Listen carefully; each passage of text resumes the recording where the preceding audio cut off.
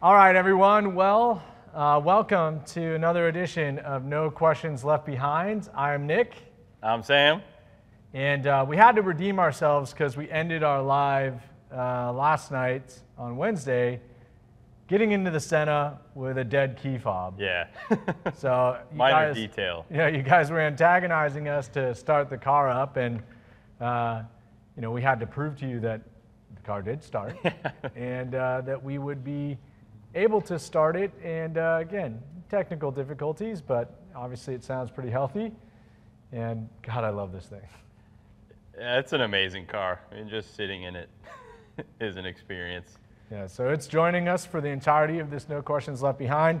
If you missed our YouTube Live, I encourage you to go back and check it out. Not a ton of detailing questions. We had a few of them come in, but we have a few to answer here today as well. That's why we do this segment. But great, fun tour. I love doing a tour of the back room because I love every single one of these cars.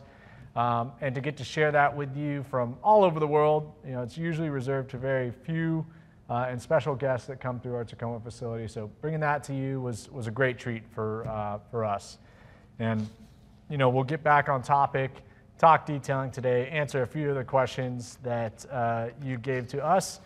And we will be sure to get back on topic in terms of detailing and products as we move into the spring season, which is super close. Yeah, very close. It's cold outside, but there is some sun shining up here in Tacoma today, so always good to see this time of year. Yeah, and our next YouTube Live is going to be March 22nd. We're going to spend the entire time talking about our brand new Boss hybrid micro polisher, which we showed you, teased you some of the pre-production samples, both at SEMA and in one of our lives following SEMA.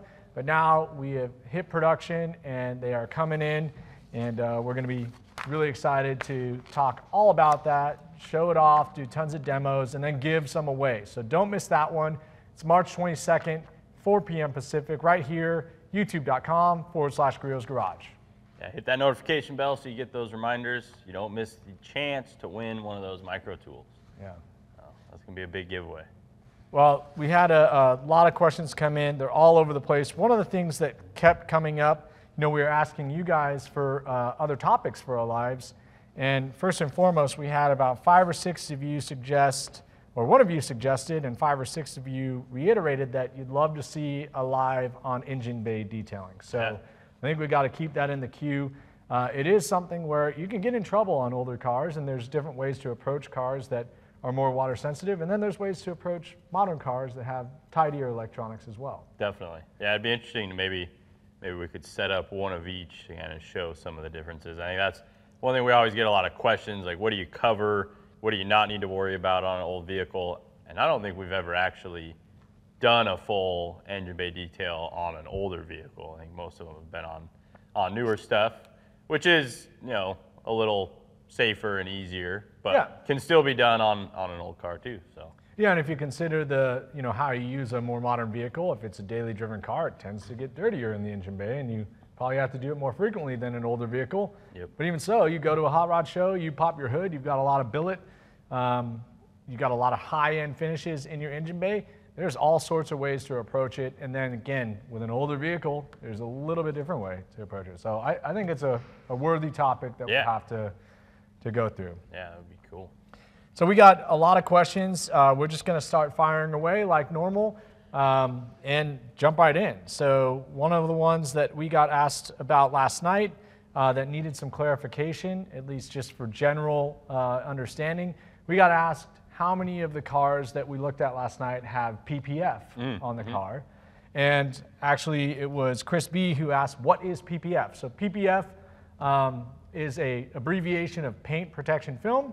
Very common product nowadays. It was, in the early days, really the only player in that industry was 3M. Yeah. Obviously 3M has a gigantic array of products that they make, from Post-it notes to abrasives to automotive grade abrasives, and paint protection film was an early way to essentially mask aspects of the vehicle that were prone to contact or kind of the leading edges, so that they could be durable to things like impacts on, like, not necessarily preventing door dings, but like the edge of your door that would touch the side of your garage, or your bumpers and certain aspects of the car that might be susceptible to rock chips. So it's very common now for somebody to have a PPF installation done on a car they're going to use every day, particularly high-end ones as well. Yeah, and a lot of factory vehicles, you have it installed in at least some of the small, chip-prone spots. Like I know, most Porsches, even if you don't add it to the front, they have a small strip, on the rear, lower rear fender, right in front of that rear wheel to protect, rash from kicking off the front tires and hitting that spot.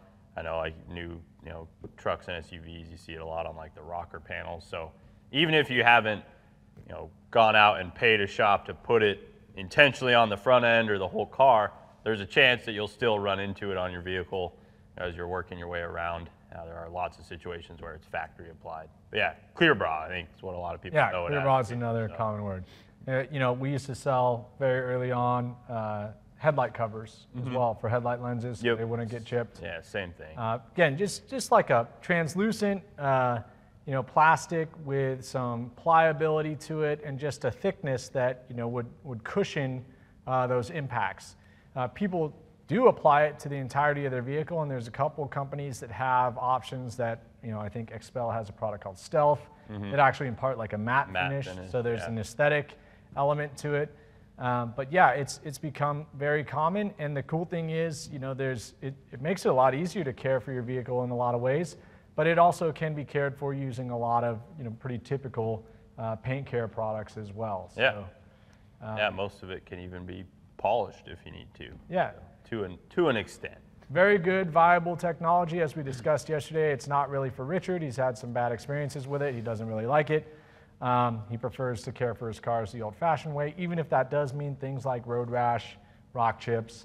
But probably not going to change his perspective at this point in time. Yeah, I think a lot of it depends on what the vehicle is and what you're using it for. It's like if you're going out and buying a brand new 911 that you're going to be daily driving and taking up and down the interstate, that's probably a pretty good application. Probably a pretty good use case. Yeah, there's definitely a time and a place where it makes more sense. Yeah, if you're going up mountain passes, you're getting behind or getting on roads that have a lot of gravel or sand or salt, you're traveling at high speeds, or you're going through, again, interstates with commercial traffic where a lot of stuff is kicked up. A lot of that, the PPF can take the brunt of that versus getting a nice even rash on your paint job over time. Yeah, no fun on a brand new vehicle either. If you're driving a lot on the highway, notice at your first or second wash that you've picked up a ton of rock chips. So. Yeah. Let's see, the next one. This is a good one that we didn't address yesterday. B5 Ryan. I'm assuming it's a clever way of spelling Brian. Maybe you have a B5 Audi, which I've had a couple of those, great cars. But he asks, is there slope built into the floor to drag the water or push the water into the drains? And yes, there absolutely is. That was something that we gave a lot of attention to and making sure that the guys prepping the slab were cutting a steep enough slope so that we wouldn't have a slow moving puddle going into those drains. Probably can't, you can kind of see it actually with the front nose of the Senna. You can see that angle. So it kind of starts right here where my right foot is and slopes in, and then you have it in front of the T's as well. So. It's not a very violent grade. Like if it were extreme, it'd be kind of a trip hazard. Yeah, or rolling carts and stuff, you'd have issues. So if we've got this place completely doused in water, the biggest thing for us is we can push with a squeegee, and the water kind of carries into it and settles by the drain. So the drains are the lowest point in the floor. This slab is over 70 years old from the original use as a Coca-Cola bottling facility. But as we installed the drains, we built enough run that it could slope into the drains. So the answer is yes. Yeah, it works really well. But almost hardly noticeable but just enough to get, water with some momentum going the right direction without, again, causing a trip hazard. One of those things to make sure you really drill your contractor about if you're having a house built, because I think we've all seen garage slabs or driveway slabs when they get wet and you get low spots with puddles, which that's not any fun. So yeah, no fun at all, and we're trying to have fun in the garage. Okay, Bob, this is a quick one. Bob Ucker asks, will we be at Mecum Glendale? No, we do not have a partnership with the Mecum auctions, but one of our brand ambassadors, good friend of both of ours, Chris Jacobs, will be at Mecum. You can go find him. He does the TV hosting for the TV auction coverage, and he's at Mecum, at all the Mecums. We'll be at a couple of the auctions that are in Amelia Island this coming month in Florida, and then we are just at Barrett-Jackson. We'll be at a couple more Barrett-Jacksons throughout the year. We'd love to eventually be at all the Mecums as well. I like this question because I'm helping work on the rack project. So Chris Christensen asked, I know that Griot uses red for their shelf products, but have you given any thought to offering them in stainless steel? That's a great question. It is something that we have discussed here, as we know that not everybody loves the color red as much as we do. Shame on you. No, but yeah, you might have blue in your garage, gray, something like that, where you don't want to put red racks on your walls. So we have given that some thought. I'd be interested to hear how many of you guys are interested in a stainless style rack. Might even be something worth doing a social media survey on. Yeah. But yeah, we are working on more racks. So if you guys want to see our current and future racks in stainless, definitely let us know in the comments. And maybe we'll put out a Instagram survey or Facebook survey on that as well. Yeah, and the balance with using a material like stainless is obviously, what we do to prevent oxidation and rust is we powder coat our products, but having to detune the gauge of the steel in order to match a price that a consumer will pay for a stainless product. Yeah. And also getting all the cuts that we're able to get with our products on top of it. It definitely adds up. Generic stainless garage shelves, even those aren't cheap, but they're reinforced. They compensate for the gauge of the steel by having a thinner gauge steel by having other elements in there to create some support. So the facade and what you touch and what you put wet stuff on is stainless, but some of the interior components are not. You might be able to find a happy medium, like a stainless look with good corrosion resistance without having to go full stainless. Yeah, even just like a brushed and clear coated or clear powder coat would be an option there as well. We're always listening to you guys, so never a bad time to suggest products, whether that be new ones or improvements to existing ones. We like the feedback. Yeah, great feedback. All right, Cooper Atkinson asks, since you guys don't currently have a ceramic coating, is there a consumer grade coating, like he mentions a brand name, Avalon King, that you would recommend, or should they be avoided in favor of professional coating?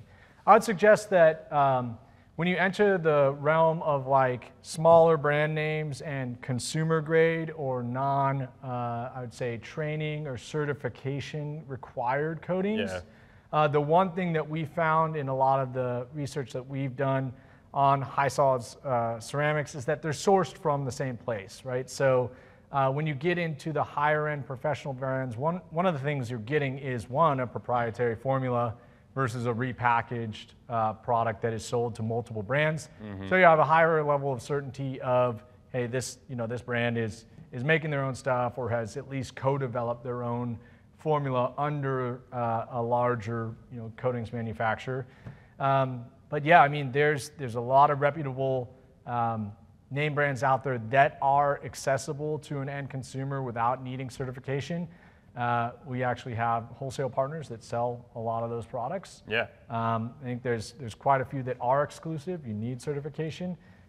There's not necessarily, at least in our testing, an enormous difference between the ones that are certification only versus accessible. No, and I would say that most of these, not all, but most of these professional coating companies have very user-friendly consumer versions. Yeah.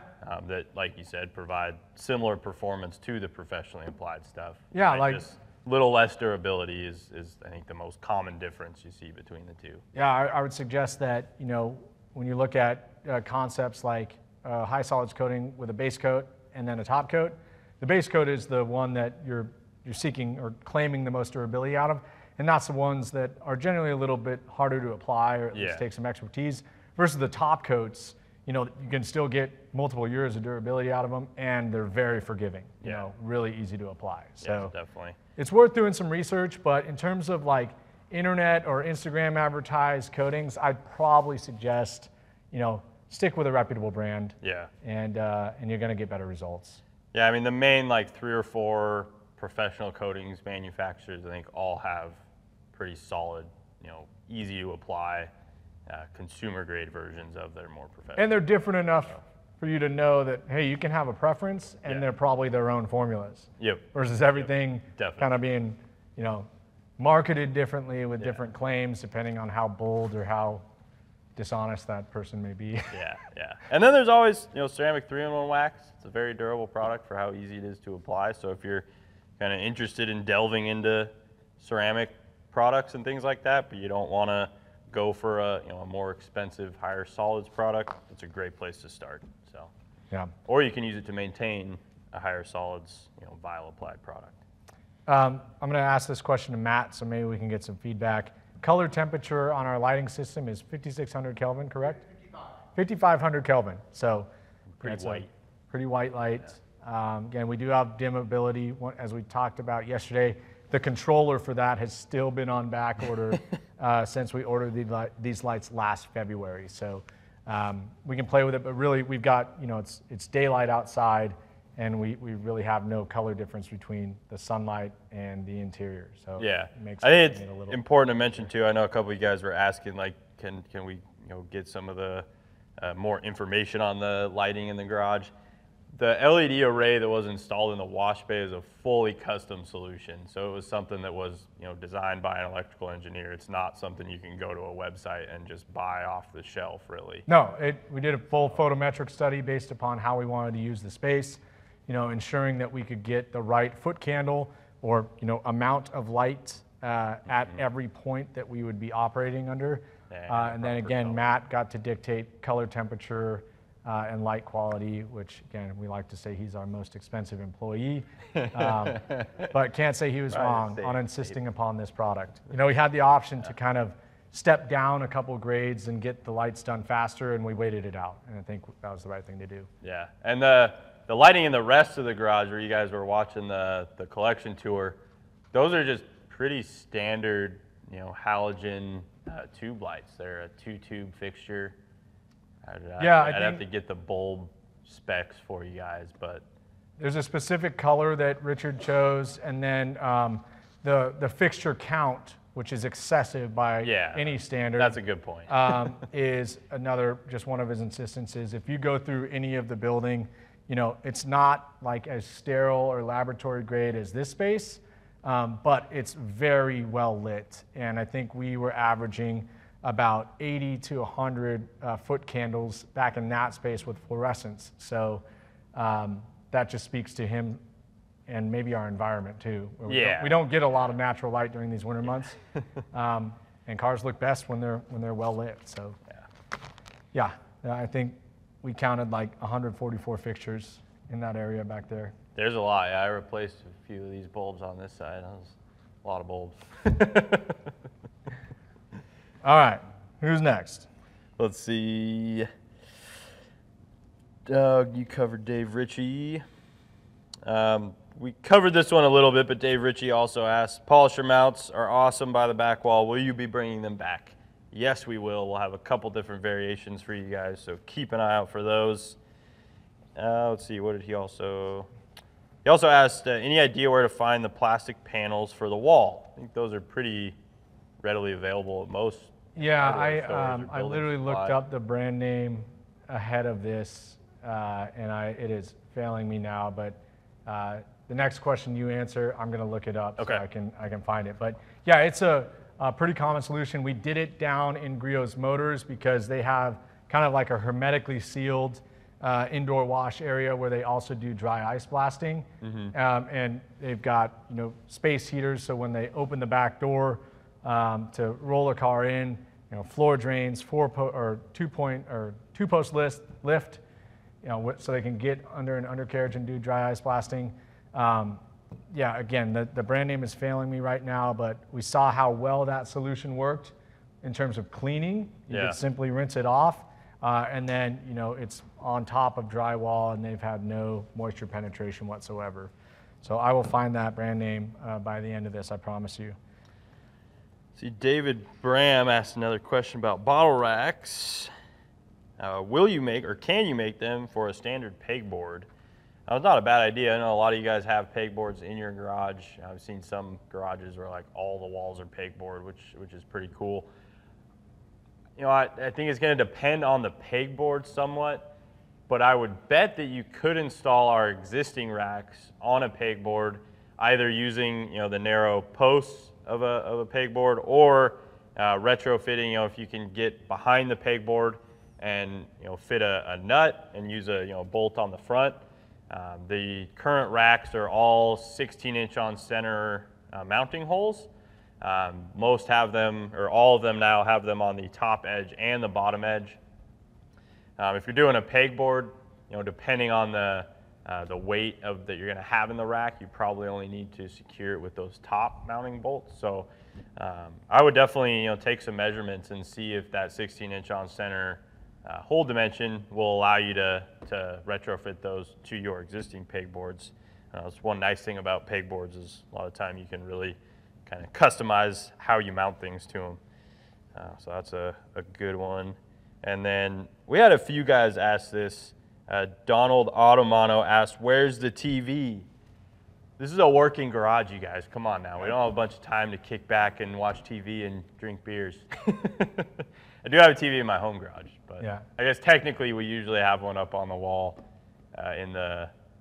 we had a wall up there for 10 years, our TV on the wall up there for 10 years. It was never turned on. Yeah, it maybe got used like once when we had a racing sim back here. But yeah, and we did use it for one of our tours to kind of play some of our YouTube videos. But yeah, this is a place where a lot of work happens. And, definitely don't have a lot of TV. We definitely put some tunes on and with some music, but gotta have music. Not a lot of TV. So I know there's a specific brand, but one that would be comparable based upon what I've done for the PVC wall panels is called TrustCore, and it comes in different widths and lengths, and it's the same concept. It's a tongue and groove, and then it's got edging that you can put on it to really just treat your entire wall. And then, if you're going to do a painted floor, the concept would be, hey, you could kind of curve your base up, paint to a certain height, essentially creating some wainscoting, and then start your waterproof plastic panel. As you can see, we were able to screw through it, and we have plywood and drywall behind it, so we were able to mount right into it. But yeah, we aren't spending a lot of time like dousing it with a pressure washer. It's more of a precautionary step. Yeah, and doing plywood behind it makes it very convenient for mounting things too. It's 3/4 inch plywood. Yeah, if you're putting something like that up, just put a couple sheets of ply behind it. Yeah. All right. We had a question about E from Seattle. I might have some road rash without touch-up paint on it yet. What's the best way to clean off polish before applying ceramic 3-in-1? Our Surface Prep Cleanser is a fantastic product for that. It's specifically designed to remove polish residue and polishing oils, as well as strip, the last remaining bit of protection that may remain after, say, a strip wash and decontamination. That's also a great product to use ahead of touch-up paint. Yeah, to prepare any surface for painting, really. Yeah, so that our product, Surface Prep Cleanser, is going to be the trick there. And then, I mean, touch-up paint, to me, is it's kind of a half-baked solution because it does require, some precision. It's really easy to kind of fill it in and then get, either too much so it becomes unlevel and very noticeable, or just over-apply and create a lip, which means, okay, you've got something you're going to touch and potentially drive it back off. But, it's in some cases, like a gash or a scratch, it can do a world of benefit. And then, after a proper cure, you could actually do some light wet sanding and even it out and, get the benefits of it from there. Yeah, definitely. But yeah, I think you could apply ceramic 3-in-1 wax over that road rash after Surface Prep Cleanser. Obviously, it's not going to cure the lack of paint there. But if you're not going to do touch-up paint and just want to protect the whatever's exposed, whether it be primer or metal, great. Yeah, yeah. It kind of depends. Like a lot of modern cars, you have plastic bumpers. Sometimes touch-up paint can almost accentuate the rock chips or make them more obvious. Yeah. So I always do touch-up paint if it's a metal substrate where you're risking rust, or I know like the Dr. Color chip systems. Short of doing touch-up paint and then wet sanding it, the Dr. Color chip systems are another good method. Yeah, it's a good point. A lot of the places people are applying touch-up paint are on plastic bumper covers. Yeah, and you might be surprised that the touch-up paint spot is more noticeable than the chip that was there. So I know I've definitely done it before where it's like, it's a car I haven't put touch-up paint on before. Just do one spot before you speckle your whole bumper. See how it looks before you go do the rest. Yeah, you can buy your touch-up paint from a suggest either a dealer or Dr. Color Chip has a pretty good way of color matching to factory paint systems. But don't just go get gold touch-up paint from like an auto parts store and presume it's going to match. Even the ones that say they're OEM colors, I've gone down that road a couple times. I mean, unless you have like plain black, but even then it'll be a slightly different shade a lot of the time. So that's a good tip, Nick. Oh, this is a funny one. This is from Donald Automono too. I think I was gonna overlook this one, but it's worth answering. I think how often do you wax the car you have half buried in front of the showroom or in front of the retail store? I think we're actually kind of ashamed of that car right now because it suffered some clear coat failure. One reason to not just let your car sit, you guys, because a consequence of it staying stationary is and the orientation to the sunrise and sunset. It's right in the sun's path, even as little as that is here. We always had best of show wax on it, but it just got beat, and I won't. Kids run up and touch it. And I won't implicate the store guys for maybe going a little too long between wax applications. Well, it's been out there for 13 years. And so we've kind of been debating, retouching it. We've also wrapped it a couple times, twice, for seasonal events, and that could cause some problems. Yeah, it was a finished paint system at one point in time. Beautiful. But it gets wiped down before caffeine and gasoline. But at this point we have to figure out a long-term solution for the paint finish. Going to be due for a repaint here soon. All right. When is the cordless foamer going to be in stock, Sam? From Eddie Avila. Do we want to say the exact date? I'd give a guess. Yeah, I think so. The foamer, we're expecting to see it the first catalog drop, which is April 10th. So there's a chance you'll see it before that on the website, but it will be in the handbook that will be showing up in your mailboxes right around April 10th. If you don't get it on the 10th, you might get it the 11th, the 9th. Yeah, well, and as we suggested, you can go to griotsgarage.com right now, search cordless sprayer and foamer. There's a drop down where you can sign up with your email to be notified when that product's in stock. So you get the opportunity to buy it as soon as it comes online. Yeah, that way if it's early, you can get one right away. Yeah, we talked about the motor that's in the Formula Atlantic behind us. It's a 1.6 Cosworth DF or DBA.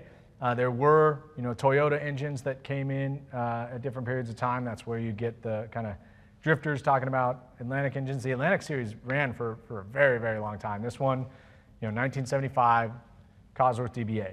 1.6 liter, revs up to 11 grand, and it's a little screamer. Definitely, I probably didn't do it enough justice relative to, it's the full Formula driving experience. Yeah. It's just kind of the prove it series of, hey, if you can be fast in that car and be fast in a car that is very comparable to all the other cars. I called it a stock car series, but in terms of like power. If you look at like NASCAR, those motors are pretty similar, and it is suspension, tire, and driver. Yep. Right, and that's really what those came down to. Slight body differences. Beta Utensili, that is an Italian tool manufacturer.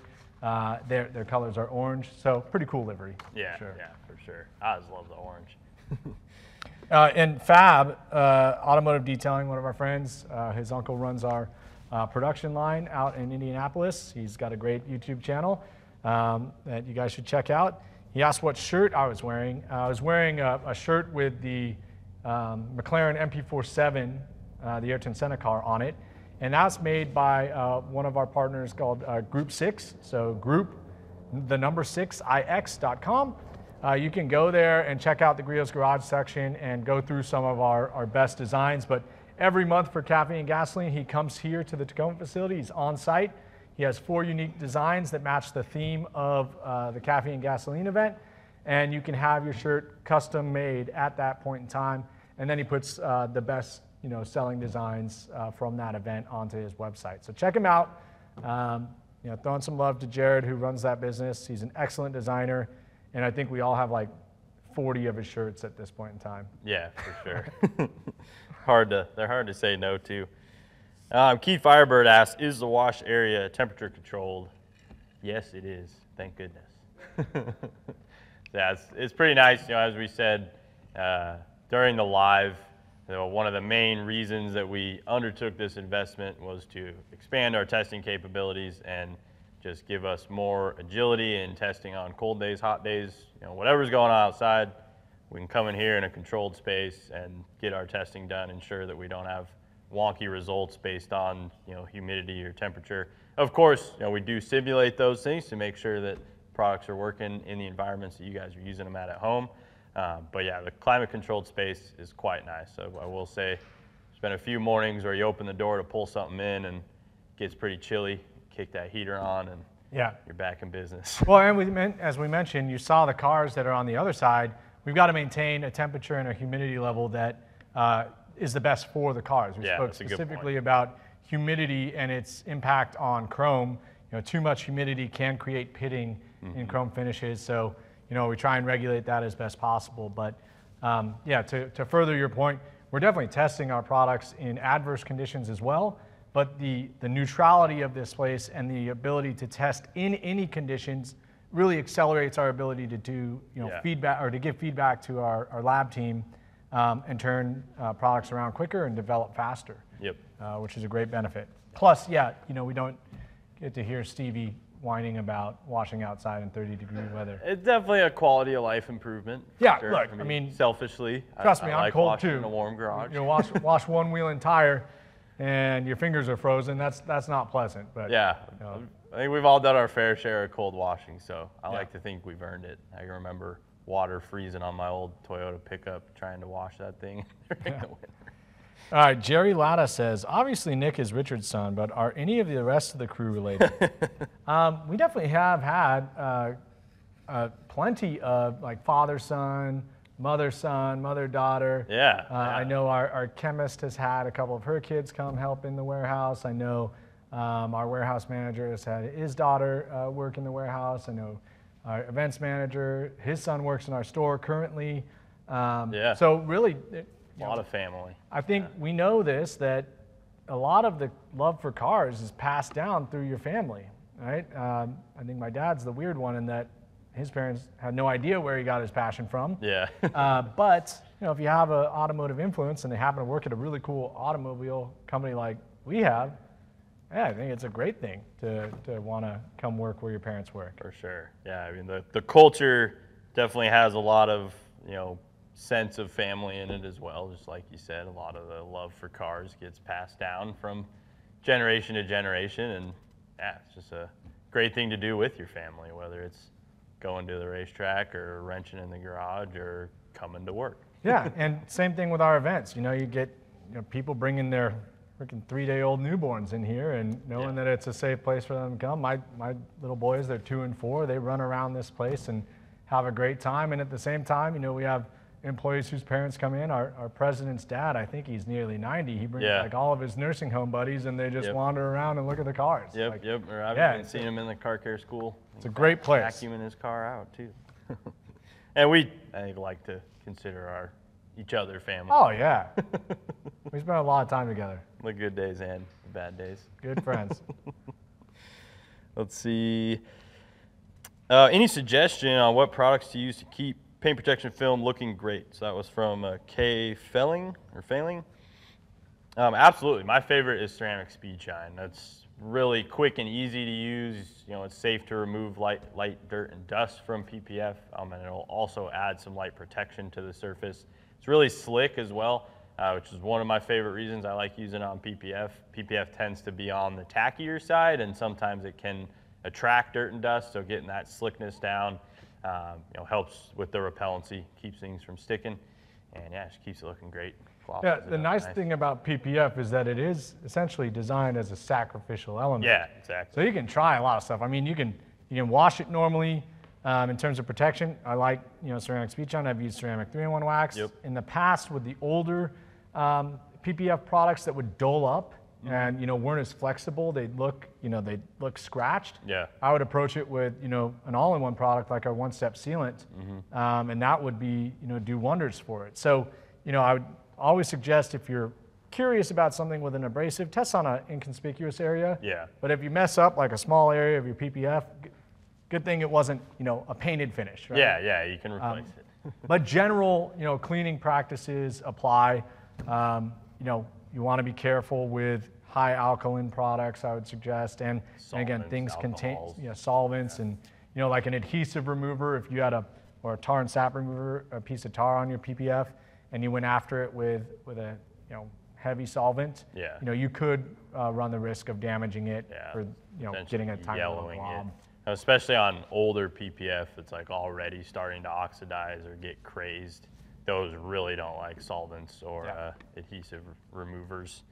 I think in general, if you're sticking with pH neutral, abrasive and solvent-free products, you're generally safe in terms of routine maintenance. For protection, and I think our ceramic products are great. And then if you want to test machine polishing or other protection applications, just test inconspicuous areas first, because we can't speak to the age and quality of every single PPF film that is out there. Yeah, and it really is a big factor. Yeah, and if you're really unsure and you're in a situation where you've got some tar or something like that, you can always call the PPF manufacturer and consult them on exactly what they recommend, because they'll definitely have the full list of all the chemicals to avoid. Let's see. This was just a neutral one. Kyle Peterson, what's your favorite car brand? Yeah, that was the one I just saw too. I mean Toyota. There's nothing wrong with that. Stray from that one. Don't get me wrong. I ain't hating. I fully fell in love with my Land Cruiser and all Land Cruisers, and just the Toyota variants. I've owned 3 different four, including the Camry that I'm daily driving right now. But 4 Toyota vehicles, and they've all been outstanding. Yeah, they got a pretty good reputation. Yeah. Except for the one that tried to kill me in high school, but that wasn't the vehicle's fault. That was the previous owner's fault. You being in high school. Yeah, well, that too. Yeah. No, I'm a believer in Toyota. My favorite brand overall is Aston Martin.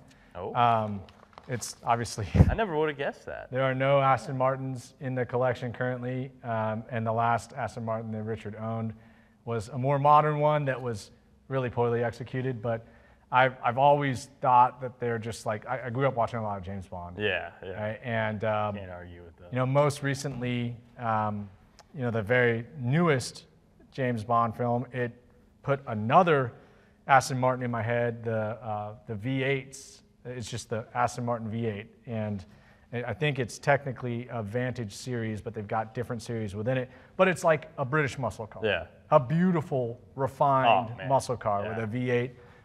I've just always found them to be very handsome. My dream would be to find like a gutter rat one that nobody would be mad about me, going full ISO Revolta on, putting an American power plant in it, putting a modern chassis on it, like kind of, definitely not British grade electrical systems in it. Just really, really fire up the purists. Yeah, I mean, I don't know why, but that's the one that if I looked across their entire line, even like the really weird Lagonda, that if you've never seen a Lagonda, look it up. You'll be like, what the hell is that? And then the more you look at it, you might think it's ugly until you're cool enough to drive one. Yeah. It's got all sorts of wonky interior components, and I don't know what the hell the design study suggested or why they brought it to market, but I'm sure it's a disaster to own and maintain. But Aston Martin, that's my favorite brand. I've always lusted after Astons. I can remember, I think it was my first year working in the retail store. We had a DB9 come into the car care school, and I could not believe the interior of that car. I mean, it was beautiful. I think the guy said they had to slaughter like 4 cows for all the suede that was in that thing.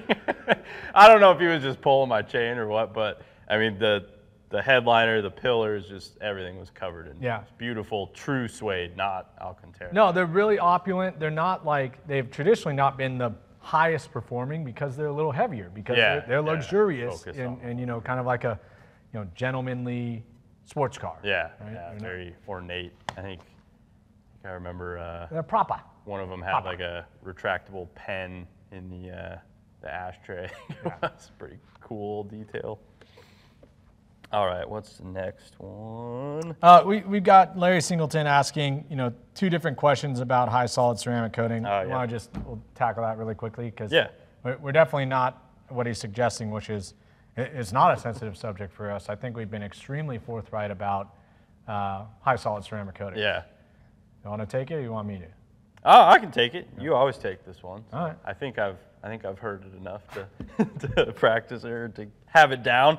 But yeah, I mean, we've looked at a lot of high solids coatings. You know, we've tested a lot of the competitive products, and as Nick has said many times before, what's really important to us is that we have the ability to manufacture it, or at least be very, extremely close to the manufacturing and development of that product.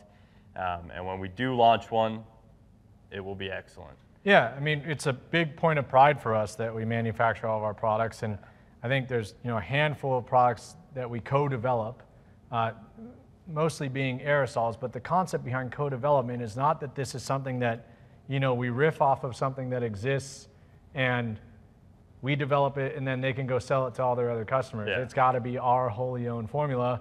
We just don't have an aerosol packager. Yep. You know, we can't package an aerosol. So there are formulas. We know that. And when we've approached a lot of these manufacturers, you know, we've even had people who, you know, scared us right away because of their willingness to disclose who they sold to. And that, to me, is just not an above water practice, not an ethical business practice. And so we've had a couple of fits and goes with that, fits and starts, I should say.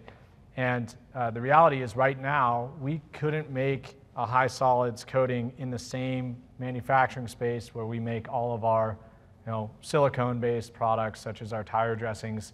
So we would have to segregate that, and it's been an enormous investment. But, you know, we've spent thousands of dollars and hundreds, if not thousands of hours doing research, sending products out to laboratories for objective tests on contact angle, durability, gloss enhancement. So we have a pretty good lay of the land and know what's what and who's who.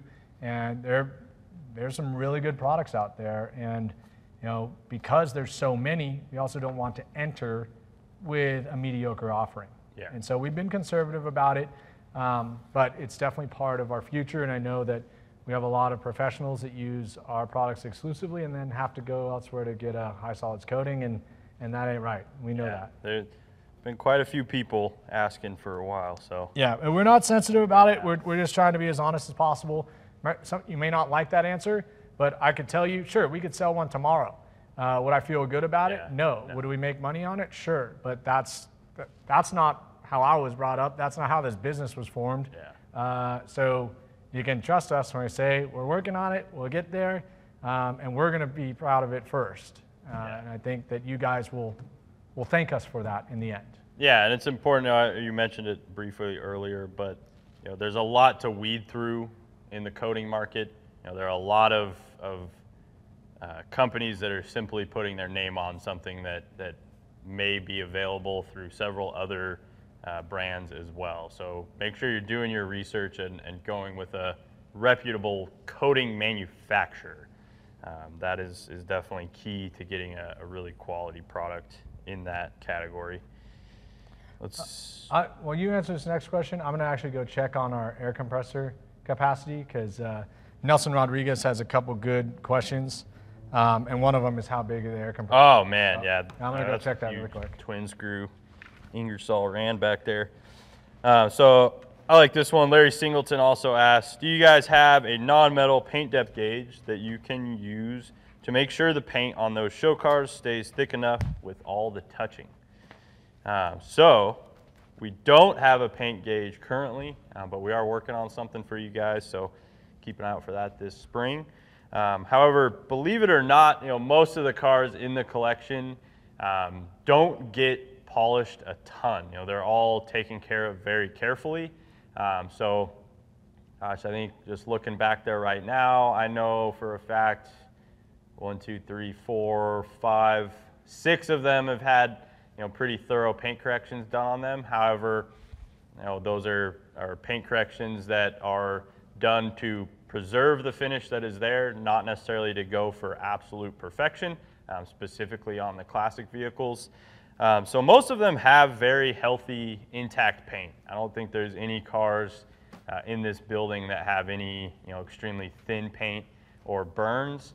However, there are situations where custom paint jobs, can get minor thin spots or burns during the finishing process. When the painter is color sanding or wet sanding the vehicle and getting that perfectly flat paint finish.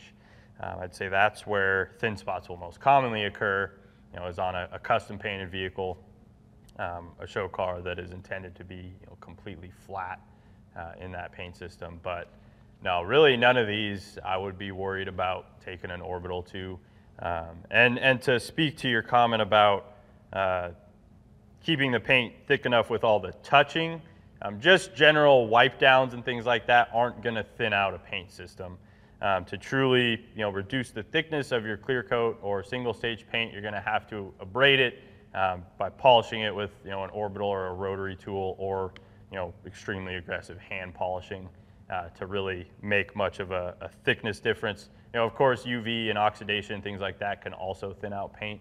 But just general wiping a car down isn't going to make a noticeable difference in the thickness of the paint. Yeah, I mean, our demo hood that we take on the road and do hundreds of demonstrations on, I think, with random orbital polishers primarily, I think you can minimize the amount of material you remove with a random orbital. And quite frankly, the touching or wiping or washing, those are contributing to wear and tear, but it's very minute scratches. And when they accumulate, you start to notice them more. But they can be minimized, if not completely reduced, with great random orbital processes that aren't going to take measurable amounts of clear coat away. Now, that demo hood that I was mentioning, we're estimating that it's like 150 to 200 polishing processes. So if you're going to polish the car 200 times over the course of its life, you might be having poor care regimen in between the polishes. Yeah, that's what I was going to say. If you're so ham-handed with your quick detailer that you have to polish it so much, you're thinning out. Or you're washing it with a broom or a brush, that is really scratching it up. The caveat here is that rotaries, can remove more material as they heat up and generally have coarser abrasives, because that's those are great tools for refinishing, right? As you have too much paint and you're doing wet sanding and you're trying to remove wet sanding marks, level the paint out, and then you would refine with a DA. Yeah, that's a whole different ball game. But in terms of your general wipe downs and wear and tear, that's not going to remove a measurable amount of the paint on any of these factory coated cars. Now, if you're buying a car whose paint condition you do not know, measuring is a great way to assess how much you can play with it. At some point, paint is finite. I think you and I were both polishing that single stage 59 Buick Invicta, and we were measuring it before we approached it, and it was like, we can improve it this much. Yeah, I think there were a couple panels where we're like, we're going to skip over that one. Yep. And just, be happy with what you've got sometimes, because sometimes an original paint job is more valuable than, it being pristine and having no paint left, or cutting through that paint and needing to retouch it, and all of a sudden you had a car that was never repainted over its 50-year life. It has touch-up spots, or you respray it, and it's not always the case. But the whole polish to improve, not always remove, has a lot of merit. It's definitely a good saying to keep in mind. So I just checked out the air compressor. Yeah. It is a 7.5 horsepower model, and I would venture to say that its tank is 80 plus gallons. Yeah. It is an enormous. It's a big industrial Ingersoll Rand. Yeah. And those, I could speak the model and it'd be completely irrelevant. It would be completely overkill. for a house, but Yeah. you know, at one point we were doing some restoration here, and there's what, Oh, 12 different air hose reels down this line. just and, so you can see from here, not to mention the like 4 behind us and Yeah. a couple in the other room, a couple in the car care school, a couple in the auto display. and air is great, right? If you can set up an air system in your home garage, there's a lot of benefits to pneumatics and Yeah, tons of you know, just reduce electrical draw, lower operating temperature, and some speed, right? Yeah, oh yeah. Get some stuff spinning fast. Yeah, and Wheel. air tools, you know, as long as you've got a big enough compressor, don't run out of power like lithium-ion tools. Yeah. I know a lot of those lithium-ion impacts are pretty sweet though, so can't Yeah. hurt you. Well, and It's a tough trade-off. you know, that 2-post lift, we've got a slew of USAG pneumatic Yep. tools like the impact gun, and it's just like, or impact wrench. Yeah. Yeah, pulling wheels and tires off, feeling like a F1 pit crew. That's pretty cool. That's probably my favorite part about Wheel, wheel. pneumatic Yeah. tools, just the sound. And the We're silly. We're children. Nick, did you think of what your favorite all-time car movie is? yet? I said the Senna documentary, and I don't think that like qualifies as a film. Yeah. Well, it's a film. I mean, that's It's a not- great, yeah. Not like a feature movie, like a Fast and Furious Gone in 60 Seconds type Acting, of one. yeah. Yeah. So I grew up watching, you know, Le Mans with Steve McQueen. You know, there's like very little dialogue. I don't know. I mean, the whole plot is it's just the race. Yeah. You know, I think there's like 10 spoken lines that aren't by the announcer of the race. That one's fantastic. The recent Ford versus Ferrari was fantastic. Yeah, that's a great movie. I really like that movie, even with some of the, you know, dramatic things that they added to it. Yeah. Still pretty nicely done. Yeah, and exciting and a lot less CGI than they Good probably could have driving. used. Yeah. But yeah, I mean, I can tell you, you know, kind of that middle pack Fast and Furious, don't care a lot for them. No. But yeah, the original one, given the age I was at, that's pretty Yeah, classic. I know yeah, what I you're think talking that's about, fine. like, the impact it had For on sure. us. But Can remember tearing out of the movie theater parking lot after seeing it. I mean, I think about car movies too, when you just have good car chases. Yeah. You know, just like what's one that you like, you know, we were talking about Ronin. Oh yeah. Ronin is a great action movie, Yeah. Robert De Niro, and it has some of the best car chases of all time. Yeah. Like just wild, skinny streets, you know, Audi S8 with a 6-speed manual. I gotta put that movie back on my list. I They're think that's shooting one that I've bazookas at each never other's. seen start to finish. Ah, yeah, it's great. The great driving movie. scenes that the S8. I wouldn't consider that a car movie, but it's like one I remember for the Yeah. cars in it. That's like I always bring up Italian Job. I've always liked that whole movie, but especially the Mini Cooper chase scene. I've never owned a Mini, but for some reason I've always liked them a lot. Yeah. So Got a chance to. flaunt. inconclusive on the actual movie, right? My favorite, you know, documentary is Senna, Yeah, for sure. that's a good one. Nelson Rodriguez says, "I just used a citrus cleaner for the first time. OMG, best product ever. I need a case of this stuff. You've seen the light, Nelson."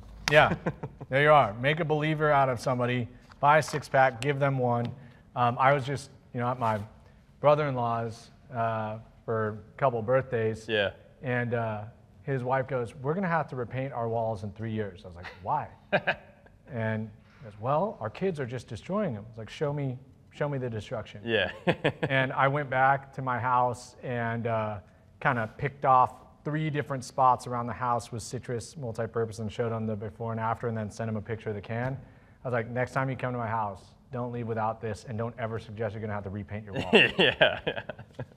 That's stuff that literally, I mean, if you have kids or dogs or you don't, there's something you can use it on. Yeah, it's just it's like surface safe, so it's really gentle on, you know, a substrate like paint. In particular, if you've got like a high gloss finish on your wall or some texture, you know, that's where I use it the most, is on like painted walls around my house. Yeah. But for oil and grease stains, it's super effective as well. Like, again, we lobbied to bring it back because so many people were mad at us, and then our employees were like, "When are we bringing it back?" Yeah.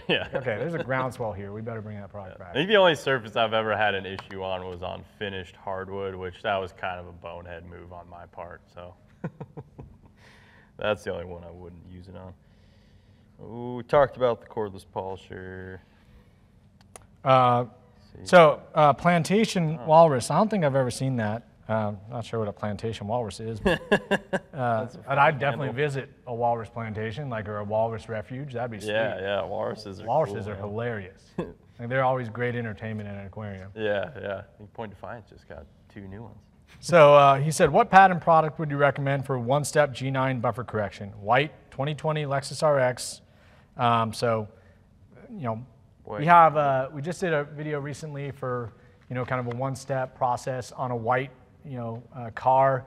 You've got a ton of options, in particular because white is a forgiving finish as it relates to showing surface defects or swirl marks, and a light, correction process that is really what an all-in-one product is going to contain. Generally is all you need. My wife has a 2020 Land Cruiser that's got some pearl in it, and the product that I use on a G9 with an orange pad is ceramic all-in-one. Because it's my wife's car. Don't want to have to do it more than once a year, and I want a good base coat, to serve with ceramic wash and coat, ceramic 3-in-1 wax, and ceramic speed shine through routine, maintenance and washing. So that would be my suggestion if it's a daily driven car.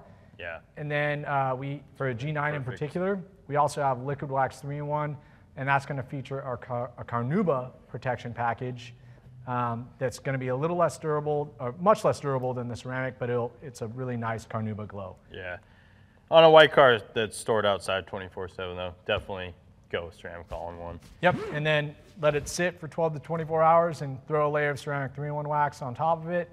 Let that sit for 12 to 24 hours. You can have a great looking surface that's well protected and be extremely durable. Couldn't have said it better. Took the words right from me.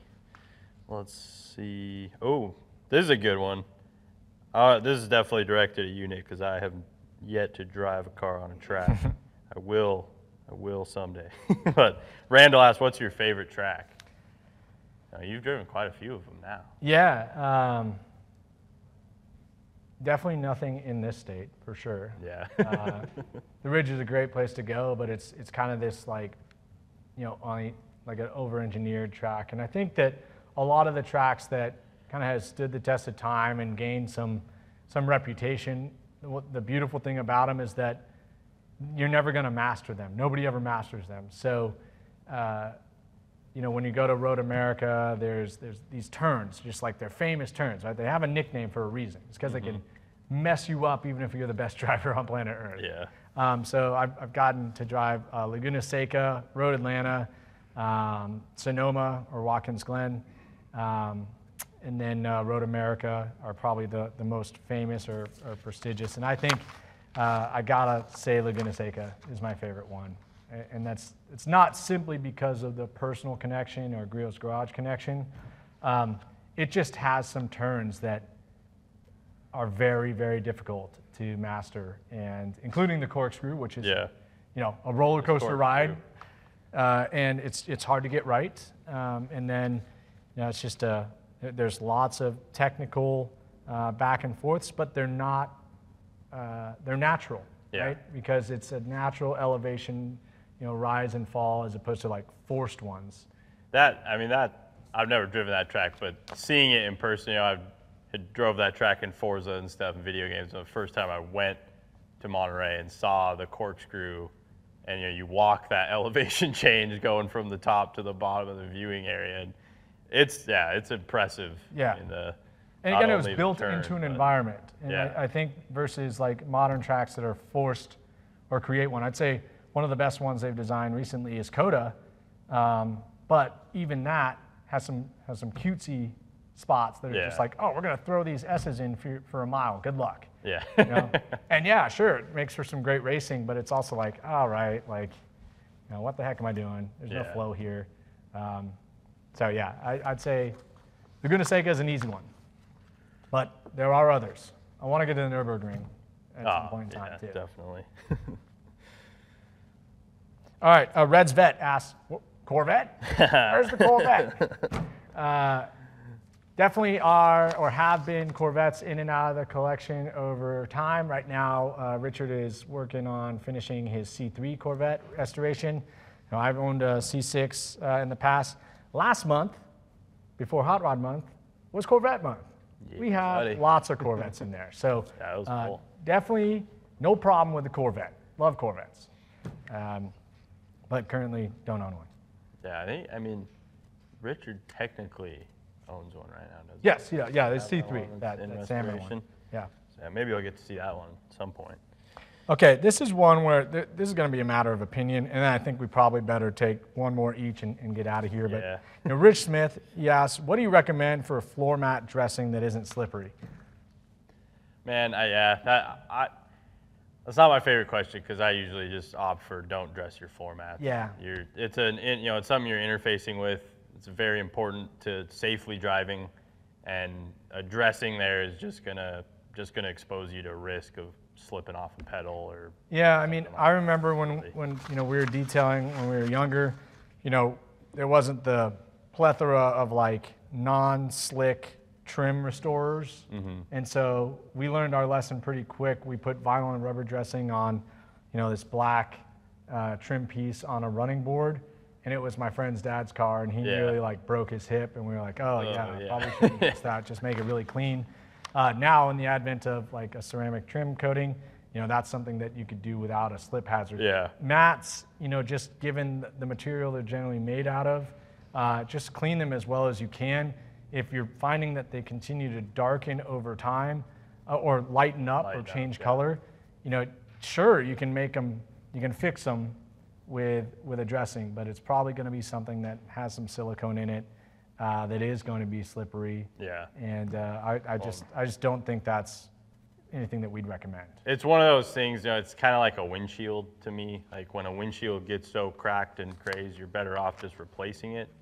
If it's bothering you. It's a lot less expensive to replace than to have it, cause an accident. Same thing with floor mats. Imagine silicone on your floor mat. You're resting your foot while you're in cruise control, and you go back to the brake, and your foot slips off the brake. That's not a situation I want to endorse. Yeah. It was just most front floor mats for a set. You're talking like 100, maybe 150 bucks. Gosh. I mean, trim and detail coating can be dry to the touch, but even that, it's gonna make the surface more slick. Really, any dressing is if you were doing it for like a concours, I'd suggest you probably shouldn't even have all-weather mats in there. Hopefully you have the OG carpet mats and put those back in. So I can't imagine a time where I'd recommend that. And if you haven't used wheel tire mat cleaner on your mats yet, you'll be impressed as to how well that will clean them and may alleviate the need to put a dressing on them. Because you might just have some sort of white residue from something that got on. Yeah. You need to clean it up. Oh, we did, spray on, rinse off, and it was fantastic. Yeah. I mean, I have, the WeatherTechs in my Land Cruiser are 6, 7 years old now, and I mean, they get beat to all heck, and I hit them with wheel tire mat, pressure wash them off, and they look brand new again. Yeah. So I think that's a good. All right. So Tug R, I think this is our last question of the day.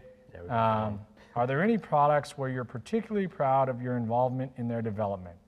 Open to all three of us, I think, including Stevie as well. I would first and foremost suggest that, we have kind of as it relates to projects and products or product projects, we have an owner within the PD department, somebody who, oversees some of the, just artifact tracing, whether that be, hey, this form needs to be filled out, manages it, kind of does the feedback. But I mean, we are such a collaborative team when it comes to product development. And in reality, almost never do we hold up a single product and say, this is all my doing. No, I mean, I don't think there's really any of those cases. Pretty much everybody's hands are on everything in some capacity. And that's in the product development department. That takes nobody on the other side of the business into account. The guys who purchase the raw materials, our procurement team, the guys who make the chemicals in Indianapolis, the chemists who listen to our whining about, make it better, make it do this. And they're like, you're fighting the gods of chemistry. Okay, well, we're gonna push on you and keep doing it. So it's never like a single person, but Yeah, that's a tough question, man. I do have to say one that was, we've kind of been redeemed on it over time, and we were frustrated with it, is ceramic wash and coat. Yeah, I mean, the ceramic system as a whole, but wash and coat, and then the first one being ceramic 3-in-1 wax. I mean, that product still has held the test of time, and not really many competitive products being able to beat it out even now. I mean, 2.5, almost 3 years post-launch. Yeah. And yeah, wash and coat. As far as products that almost drove me insane during development, that's I at think the top of the drove Stevie list, to tears for at sure. one point too. Yeah. Because it was so frustrating just with, the reactivity that we were incorporating into that, and just, Right. A slight dilution ratio change would make it seize, and then having to kind of back off and then strip the panel and try a different dilution ratio. Yeah. I mean, it was a really frustrating process. Yeah. And when it came out, people were like, "Oh, I'm getting this bad reaction," and we were like, "Did you do the dilution ratios as suggested?" Well, of course I did. Did you do it in the heat? Did you do the whole car at once? So we were really specific about the instructions, and I think as time has played out and people understand how clear we were about, hey, it's a low sudsing formula, but it's still really slick, and what you're going to be most impressed with is that it actually does what it says it's going to do, Yeah. versus the entire category of ceramic washes that do nothing. Yeah, that don't add any protection at all. Yeah, so striking that balance was very frustrating, but it's something I use consistently. It's incredible how durable it is, and knowing just how much work went into it, both the frustration from our chemists, juggling water quality between those locations, Yeah. all That the was where dilution we ratios. just got a lot of that. I think a close second, third for me would probably surface prep cleanser, because of not only the time it took and the regulatory challenges that we had to overcome, but gosh, I mean, I think we went through 75, 80 formula iterations for that product, and then finishing sealant. I still feel like that's one of our more underrated formulas. That was another one that got really high in the formula count, because we were developing it for the long throw system. I can remember some long nights testing that product, me and Jeff, banging our heads against the wall because we kept getting the tracking or the buffer trails, because we were trying to make it so durable, and really learned a lot about heat generation and friction and how that interacts with the polymers and silanes and causing them to cure prematurely, and all the issues and things that we had to overcome to get that product to market. That's another good one. Yeah, and again, I think we'd be remiss not to acknowledge that at the end of the day, you are the ultimate judge of whether or not we've done a good job, even if we feel pretty proud of it, and you support our good ideas when they are indeed good, and you can always tell us when they fail to meet your expectations, and that we can do better. But we've got a wonderful team here at Griot's, and we definitely have a fun yet busy job. Yeah. Well, there's nothing better, like Nick said, there's nothing better than seeing the first few reviews come trickling in after a product launches, and hearing you guys going, holy cow, this stuff is awesome. Yeah. I mean, that's one of the best feelings in the world, short of your kid telling you the same thing. Yeah. The reality of being a product developer is you got to be a dreamer, but you also got to make it come true. Yeah. Gotta be willing to put the pencil down once in a while. Yeah.